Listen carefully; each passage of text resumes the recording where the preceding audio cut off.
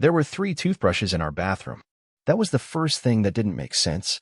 I was brushing my teeth Wednesday morning when I noticed it. Hers blue, mine green, and then a third one, red, wedged between ours like it belonged. I stood there, foam in my mouth, staring at it. I'm not proud to say it took me a full 30 seconds before the question even formed in my head. Why are there 3 toothbrushes? She walked by the door and casually said, "Oh, that? It's just a spare I keep for guests." Guests? We haven't had guests stay over in months. Maybe years.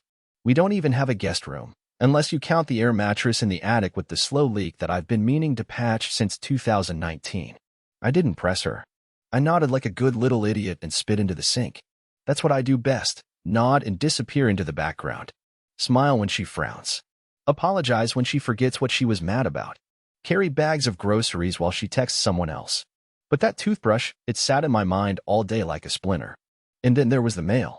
That same day, I got home and found a small package sticking out of the mailbox. Not for me. Not for her. The name on the label wasn't even familiar. But the address? Ours. I held it in my hands for a moment, thinking maybe it was a mistake, until I saw the same name written inside a note on our kitchen counter, folded beneath a cup of tea she made just for herself. Thanks for last night. I needed that. D. It didn't say more. It didn't need to. I asked her later, quietly, while she was folding laundry and humming like the world was perfectly fine. Who's D? She didn't flinch. She didn't lie. That's the part that still makes me sick.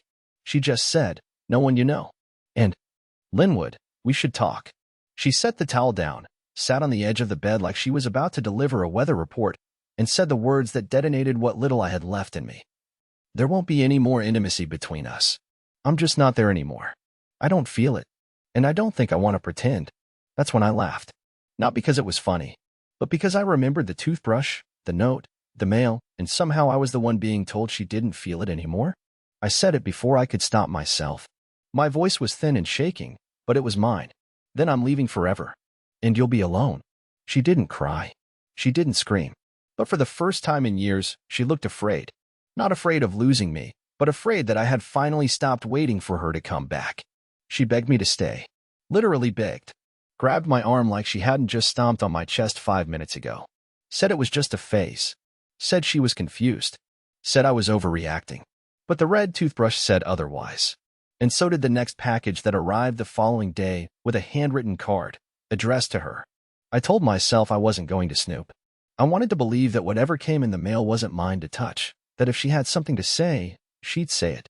But that morning, I watched her pick up the new package from the porch with this soft little smile on her face, the kind I hadn't seen in over a year. Not when I made her coffee in the mornings. Not when I came home early from work just to cook dinner. Not even when I fixed the heat in the basement last winter by crawling through spider-filled insulation for hours. But she smiled at that box like it was a love letter from the universe. She didn't open it right away. She set it on the table gently, like it was sacred, and then went upstairs to take a shower. I sat there for 10 minutes. 10 long, pathetic minutes, just staring at it. My stomach turned like I'd swallowed nails. I didn't want to know what was inside, but I also couldn't walk away. So yeah, I opened it. It was a simple black journal, leather-bound. Still smelled like fresh ink and glue. And underneath it, a card. No envelope. Just a folded note that read, "For when you want to write about us. D." That was it. No signature, no hearts, nothing dramatic. But it hit harder than any breakup line or divorce threat could. Us. Not you. Not me. Us. I could barely breathe. I put everything back exactly as I found it, even the ribbon around the journal. I didn't want her to know I looked. I didn't want her to see how small I was feeling. That journal felt like the blueprint to a world I wasn't allowed in anymore. A world where my wife still had passion, just not for me. That night, I tried to talk. I wanted to ask who D was, how long this had been going on, if she really meant what she said the night before about there being no more intimacy. But when I opened my mouth, all that came out was, "Did you enjoy your shower?" She didn't answer. She just looked at me like I was some guy she once sat next to on a bus years ago. Vague recognition. No warmth. At around midnight, I heard her phone buzz 3 times in a row while she was in the bathroom brushing her teeth. I glanced. I didn't mean to, I swear. I didn't mean to, but the screen lit up with the preview, and that's when I saw the name. Derek. I recognized it instantly. He was someone from her old job. I'd met him once, years ago, at her company's ugly sweater party. Tall, charming, loud laugh. One of those guys who always smelled like expensive cologne and complimented people's shoes like he was trying to win a contest. I remember feeling invisible around him. That was 4 years ago. And apparently, I was still invisible. When she came back to bed, I asked her directly, "Are you seeing Derek?" She froze. Didn't deny it. Didn't laugh. Didn't pretend I was being paranoid. Just stood there in the dark like her body had unplugged from her mouth. Finally, she whispered, "It's complicated." Complicated. Like she was solving a math equation. Like our marriage was some tangled mess of numbers she couldn't quite add up, so she wrote an X over me and hoped no one would notice. I got out of bed. I didn't even take a pillow or blanket. I just walked downstairs and laid on the couch in my jeans, staring at the ceiling and wondering how long she'd been planning to phase me out. But here's where things get worse. 2 days later, Derek knocked on our door. Not metaphorically. Literally. Knocked. At our house. And she let him in. While I was still home. I'll never forget the sound of his shoes. That confident tap-tap of leather soles against the hardwood floor like he owned the place. It was Friday afternoon. I had come home early because I just couldn't concentrate at work. I figured I'd beat the traffic and maybe cook something to make it look like I still existed in this house. I didn't expect company. Certainly not him. When I opened the front door, Derek was standing on the porch with a smug little smile and sunglasses perched on his head like some movie character. I froze. He didn't. Instead, he looked past me, actually leaned slightly to the side to see into the house and said, "Is Darcy home?" Not hi. Not sorry. I think I have the wrong house. Just straight to her name. And me? Like a complete doormat, I stepped aside. It was instinct, or maybe just muscle memory from years of letting other people go first. But the moment he passed me, something shifted. The air felt tight. Like my house didn't know who to belong to. Darcy came down the stairs in a t-shirt I'd never seen before and jeans that looked freshly put on. She smiled when she saw him. That same warm, real smile she used to give me years ago when I'd bring her coffee in bed or fix her tire in the rain. She looked alive. She didn't even glance at me. "Right on time," she said to him. That phrase stuck in my ribs. Right on time. Like he was expected. Like I wasn't even part of the plan anymore. They hugged. Not long, not inappropriate, but close. Too close for someone who had just told her husband there was no more intimacy. I stood there, blinking like an idiot, holding a bag of groceries I now realize were for a dinner that was never going to happen. I set the bag on the kitchen counter as she guided him to the couch, my couch, and they both sat like this was some routine thing. Like I wasn't standing there watching it unfold. My brain scrambled for a script. I kept thinking, what am I supposed to do right now? Do I leave? Do I ask questions? Do I scream? Cry? Fight? Instead, I asked if anyone wanted coffee. I swear to you, I actually said that. I offered the man who was clearly circling my wife a hot beverage like I was a barista in my own damn home. Derek smiled and said, "Sure. Thanks, man." Man. Like we were buddies.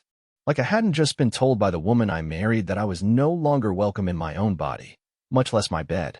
I made the coffee. 2 cups. I didn't even make one for myself. I didn't want it. My stomach was tying itself in knots.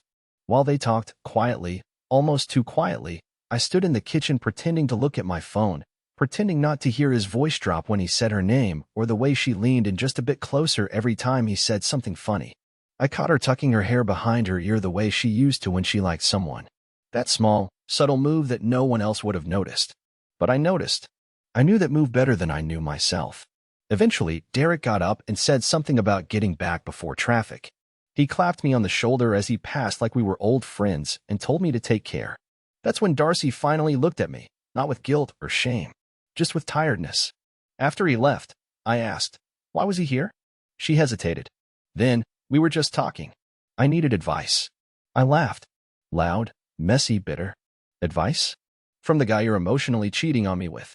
She didn't deny it. She didn't confirm it. She just said, "You're making this dramatic." That sentence. That one little phrase shattered something inside me I didn't know was still intact. I didn't speak to her the rest of the night. I sat in the garage for an hour just staring at the wall. There was a hammer hanging on the pegboard and I swear, I stared at it like it might offer me wisdom. Not violence, just escape. Because that was the moment I realized I wasn't the husband anymore. I was the roommate. The background noise. And the worst part? The toothbrush was still there. 3 of them, lined up like a joke I hadn't figured out yet. The next day, Darcy gave me a note. Folded. No envelope. Like that one from Derek. It said, "I never meant to hurt you. I just feel like you're not present anymore." I laughed so hard I nearly choked. I kept that note. I don't know why. Maybe to remind myself that I didn't imagine it. That someone who once vowed to share everything with me could reduce years of history into a single line that sounded like something off a bad therapy podcast. I just feel like you're not present anymore. What made it worse was that she handed it to me like it was some form of closure. Like writing it down made it noble. As if detaching herself with flowery wording somehow lessened the betrayal. I didn't respond to it. I wanted to. I wanted to write back. "I've been present for a decade while you slowly erased me." But I didn't. Instead, I did what I always do. I folded the pain up neatly and tucked it somewhere deep inside where it could throb quietly without bothering anyone. Things shifted after that. Not suddenly, but enough that even silence felt louder. We barely spoke. The house was a museum of passive-aggressive energy. Her routines changed. She started showering at strange times, early mornings before I woke up or late at night when I was in the garage pretending to organize the same box of junk I'd already gone through twice. She began sleeping with her phone face down. She started wearing perfume again, but never for me. Not that she said anything, but I knew. One night, around 10:30, I went upstairs after brushing my teeth. I hadn't seen her since dinner, if you could call it that, considering she microwaved something and ate it on the back porch while scrolling her phone. When I reached for our bedroom door, it was locked. That door had never been locked before. Not once in 11 years. Not even during fights. Not even when she was mad enough to throw a pillow at my head. It was just something we never needed. We weren't that kind of couple. Or at least I thought we weren't. I stood there for a minute, palm still on the doorknob, like if I waited long enough it would magically click open. It didn't. I knocked. Softly. Embarrassed, like a stranger in his own house. "Darcy." No answer. I knocked again, a little louder. "Darcy, are you okay?" Finally, I heard movement. A slow shuffle and then her voice, muffled but clear. "I'm just tired, Linwood. I don't feel like talking tonight." That's when I realized this wasn't her being tired. This was a boundary. A door between us. A message. I went back downstairs and sat on the bottom step for maybe half an hour. I didn't cry. Not then. I just stared at the light seeping under the door and wondered who else had been welcomed into that room more easily than I had. The idea that she might not be alone hit me like a freight train. My skin went cold. But I had no proof. Just suspicions. Clues. Red toothbrushes and packages and perfume that smelled like someone else's taste. I slept on the couch again. Or tried to. Every time I closed my eyes, I pictured them, her and Derek, together upstairs while I lay beneath them like a ghost trapped in the wrong dimension. In the morning, the door was open again like nothing happened. She acted like she'd forgotten the entire thing. Said good morning. Asked if I'd seen her car keys. Thanked me when I handed them to her. And just before she left, she added, "I'll be working late tonight. Don't wait up." She never worked late on Fridays. Not once in 11 years. So I waited up. I didn't text. Didn't call. I just waited. Midnight came. Then 1:12 a.m. That's when the headlights finally swept across the living room window. She walked in quietly, tiptoeing like a teenager who missed curfew. When she saw me sitting there, she stopped mid-step and blinked like she couldn't decide whether to lie or start a fight. I didn't raise my voice. I just asked her, "Were you with him?" Her lip twitched like she wanted to deny it, but all she said was, "I'm going to bed." She walked right past me, her perfume still fresh, and went upstairs without another word. I sat there in the dark for another hour. I didn't know what to do. I didn't want to leave, but I couldn't stay like this either. And that's when I made the decision. Not to fight. Not to confront. But to uncover everything. Because if she was going to lie to me while using my last name and sleeping under my roof, then the least I could do was find out exactly how deep the betrayal went. And I had a plan. A pathetic, desperate, quiet little plan. I knew I wasn't strong enough to confront her directly.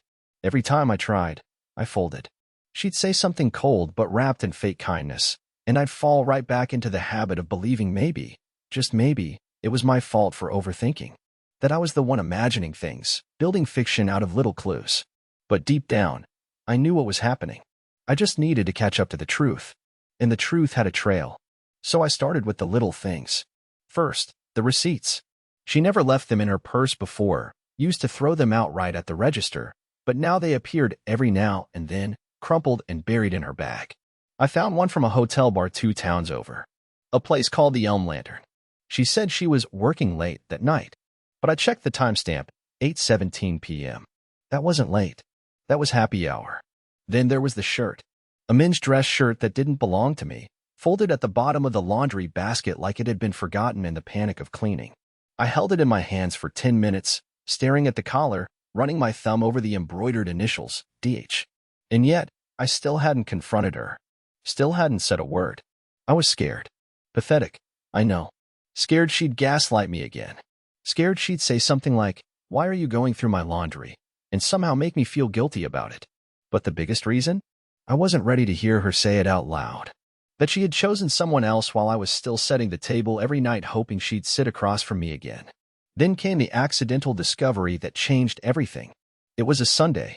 She'd left to go grocery shopping, but came back 2 hours later with only a bag of apples and a frozen pizza.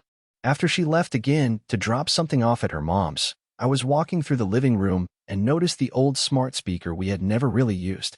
It was still plugged in behind the bookshelf. I don't even know why we kept it. Darcy always thought it was creepy, said she didn't want anything listening in on us. I don't know what made me do it. Curiosity? Desperation? But I said, "Alexa, what did you hear this week?" The blue light flickered, and then the speaker spoke, playing most recent recordings. It started slow. A few clips of her setting reminders, asking about the weather, searching for a tight place near her work. And then, there it was. Darcy's voice, whispering into the device like she forgot it could listen. "Remind me to book the suite again for Friday. And send Derek the room number." Same as last time. My knees went weak. The kind of weak where you have to sit down or risk collapsing into yourself. Same as last time. I didn't even know when the first time was. I let the speaker play more. Another clip came up, her voice again, a little rushed this time. "Delete all reminders after Friday. I don't want Linwood seeing anything on the shared calendar." I turned it off. Just slammed the speaker off the shelf. I didn't need to hear any more. I was shaking, my skin cold and hot all at once. I wanted to scream. I wanted to break every plate in the kitchen. But instead, I just sat there. Still. Completely still. Because it was no longer suspicion. It was fact. I was sharing a house, a name, and a life with a woman who didn't even respect me enough to hide it properly anymore. That night, I didn't say a word to her. I pretended like everything was normal. I asked how her mom was. She said the same. I nodded. Asked if she wanted tea. She said she was tired. Went upstairs. The door didn't lock this time, but it didn't matter. That lock had moved to her heart weeks ago.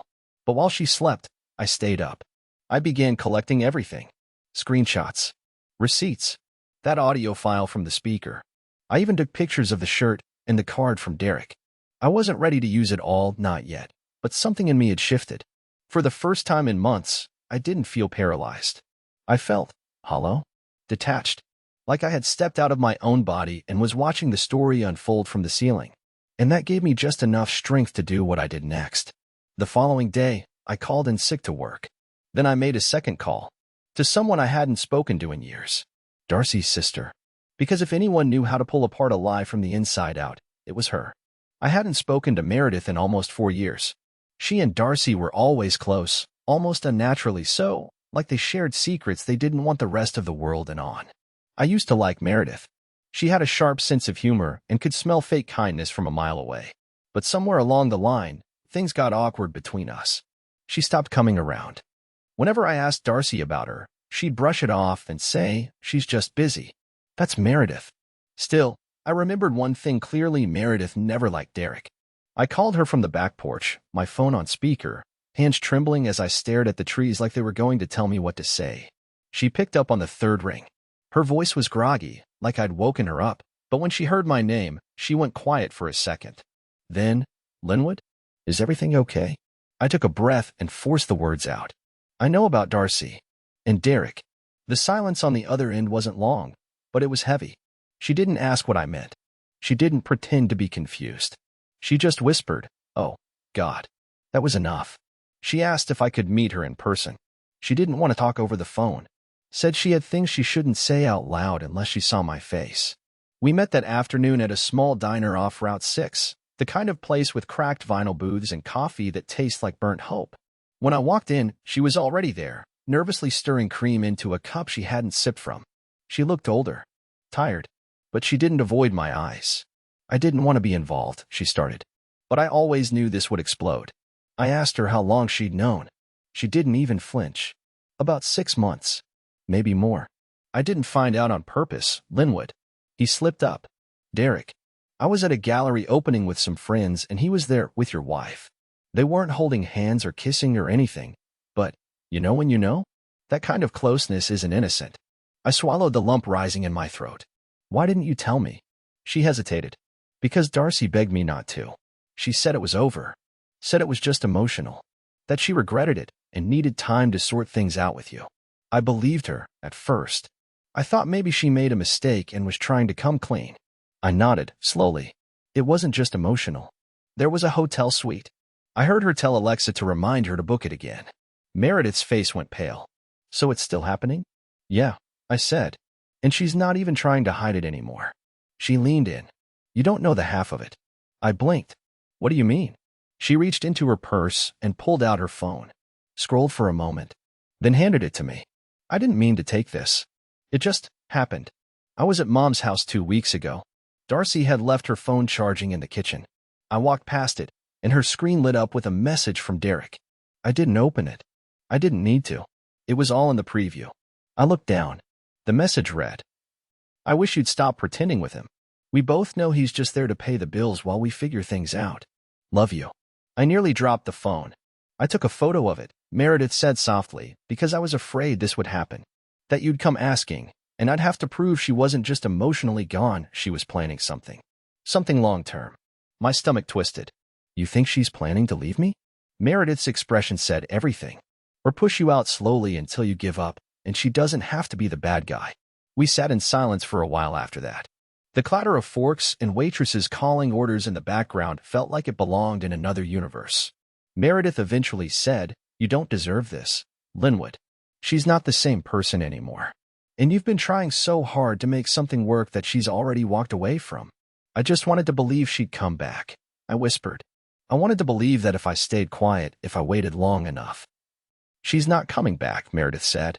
She's already moved on. But here's the good news. You can move too. You just have to decide which way.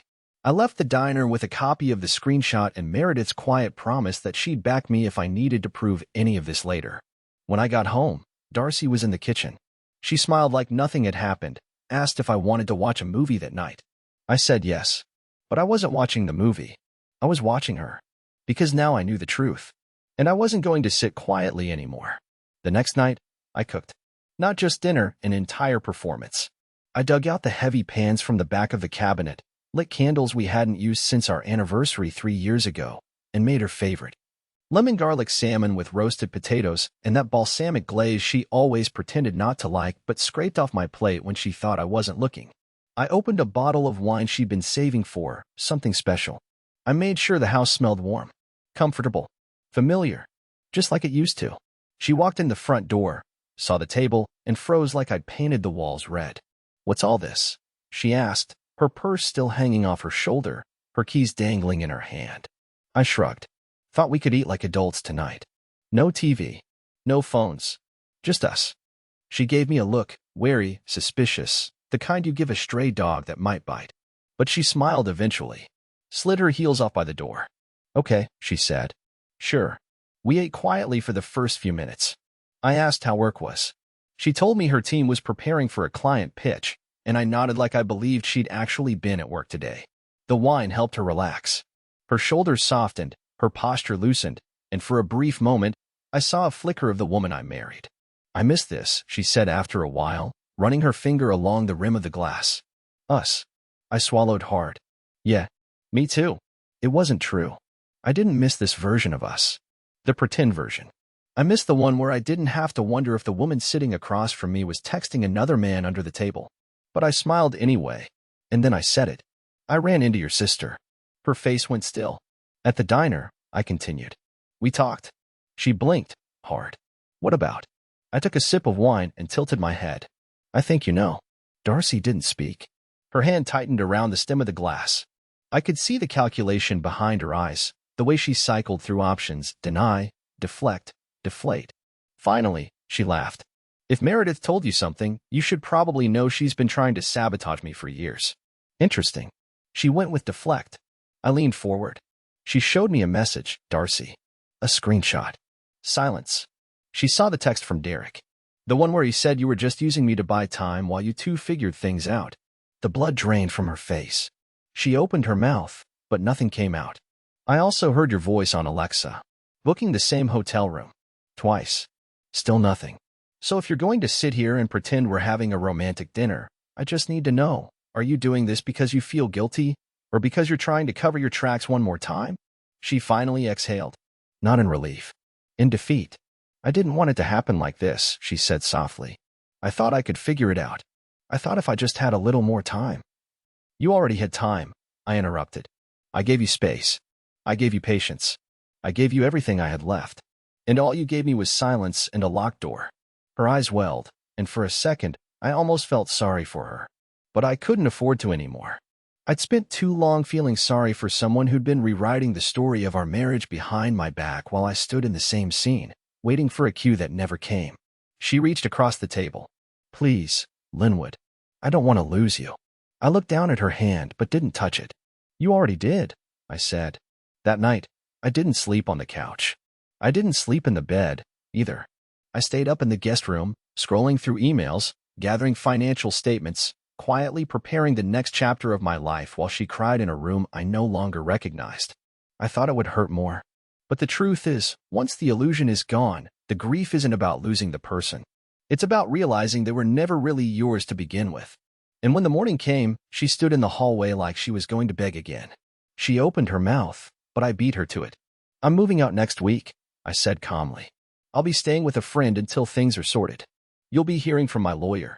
She started crying again, but this time, I didn't stop to comfort her. Because I'd finally figured it out. I wasn't leaving out of rage. I was leaving because I couldn't carry someone else's betrayal on my back while pretending it was a marriage. And in 5 days, I planned to show her just how much of me she never really saw. 5 days passed like a slow burn. Darcy didn't try to stop me again, not directly. She hovered, though. Lingered in the hallway when I packed my clothes into boxes, followed me with her eyes when I moved my books from the shelves into a bin. She cooked one night, some half-hearted attempt at reconciliation, but I didn't eat. We didn't speak much. I didn't yell. I didn't accuse. I just moved. Quietly. Decisively. The night before I left, I walked through the house one last time. Not to say goodbye, really, but to let go. I paused at the stairs where we used to sit with mugs of tea, whispering dreams about where life might take us.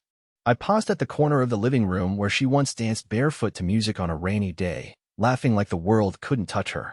That version of her was gone. But I wasn't angry anymore. I was just done. When morning came, I didn't leave a letter. I didn't slam the door. I simply picked up my bags, nodded once when our eyes met across the kitchen, and walked out. She didn't follow. I moved in with an old friend from college, Ben, a guy I hadn't seen in years but who offered his guest room without hesitation. I expected to feel broken, humiliated, like some cliché of a discarded husband. But instead, something strange happened. I started sleeping again. Really sleeping. I woke up early, took walks, made coffee just for myself. There was no tension hovering in the air, no fake pleasantries at dinner. Just silence, peaceful, quiet, earned silence. I got a call from Meredith a few days later. She told me Darcy had tried to explain things, had even asked her to mediate. Meredith declined. Said, she'll need time to realize what she actually threw away. I didn't ask for more. I didn't want to know what excuses Darcy was clinging to now. I had stopped orbiting her story. 2 weeks later, I opened a new bank account. I joined a gym, finally bought the bike I've been eyeing for years. I even started sketching again, something I hadn't done since before we were married. It didn't feel like reclaiming something. It felt like uncovering something I'd quietly buried under years of making sure someone else felt seen, while I went unnoticed. And then, out of nowhere, I met someone. It wasn't romantic, not at first. Her name was Elise. She worked at the bookstore I wandered into one rainy afternoon, looking for a distraction. We talked about paper quality and plot twists. She made me laugh. I told her I used to draw. She asked if I'd ever show her. We talked for hours. She didn't know anything about my past. She just listened. No judgment. No wait. No expectation. Weeks passed. We shared coffee, then dinners, then walks that turned into something more than friendship. She never pushed. She never asked for what I wasn't ready to give. But she made me feel something I hadn't in years seen. Darcy did reach out eventually. A long email. Apologies, explanations, regrets. She asked if we could talk. I didn't respond, not out of cruelty, but because closure doesn't always require conversation. Sometimes it's just the sound of your own footsteps walking away without hesitation. Today, it's been 6 months since I left. I'm in a small apartment downtown. It's nothing special, but it's mine. Every photo on the wall, every book on the shelf, every dish in the sink, I chose them. They're not shared. They're not part of a lie. They're mine. And Elise? She's still here. Still smiling when I talk too much, still asking about my sketches, still laughing at the dumb way I burn toast. I'm not naive. I know healing isn't linear. Some nights I still lie awake wondering how I didn't see the truth sooner. But most mornings, I wake up with something I never expected to feel again. Lightness. I lost a marriage, but I found my voice. And somewhere in that quiet, steady rediscovery, I found myself again.